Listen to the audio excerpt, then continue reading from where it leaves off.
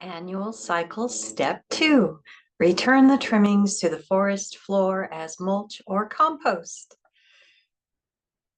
Now it is time to chip up the pruned material and layer it on the floor as we covered in step 4, cover the soil. If you have enough sheet mulch applied to the soil, you may also choose to create compost with your trimmings, combined with your kitchen scraps, veggie and fruit peels, stems, and other odds and ends. So backyard composting. Creating compost piles is a classic method of turning spent garden materials into rich soil compost by piling them and turning the mound periodically as it decomposes and generates heat. You may need a pitchfork, a shovel, a machete, and a water hose with a spray head. Select a well-drained spot in part sun, part shade, where a hose can reach for your compost pile. As you gather trimmings from the garden, run them over with a mulching lawnmower first, then add them to the pile. A combination of both brown and green trimmings works best. You can bury the fruit and vegetable peels under 10 inches of compost material. The smaller the pieces you add to the pile, the faster they decompose. Green material feeds the bacteria. Woody material is for the fungus, and the manure from the decomposing biota is the fire.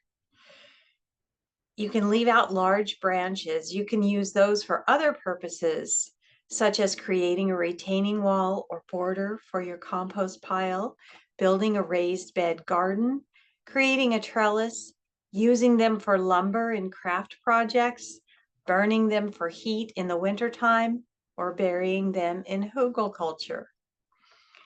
When the pile gets dry or you add dry materials, you moisten the pile with hose water. You want it to be moist like a just squeezed sponge. So not dripping wet, but not dry. So there's moisture to it. And you periodically test the pile's internal temperature with a giant thermometer with a long probe for testing compost pile temperatures. And you can see a picture of one of those in the description box below.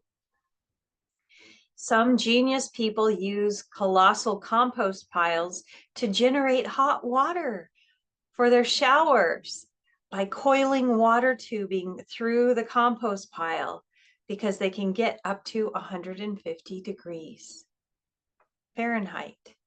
When your pile gets over 105 degrees, start turning it every 4 weeks or so. Use a pitchfork to move material from the top onto the ground. Whatever was on the top of it will now be on the bottom, and keep piling layers from the old pile onto the new mound. Ultimately, you will flip the mound upside down, layer by layer, until you have a new compost pile where the base material is on top. When you find dark, fertile smelling soil, you have created compost ready to use.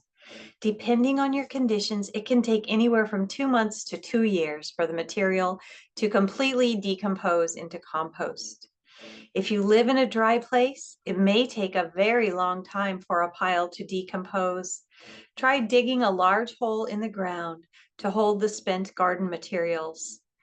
This is what I like to do because where we live, it's very dry and it's hard to keep the compost moist enough.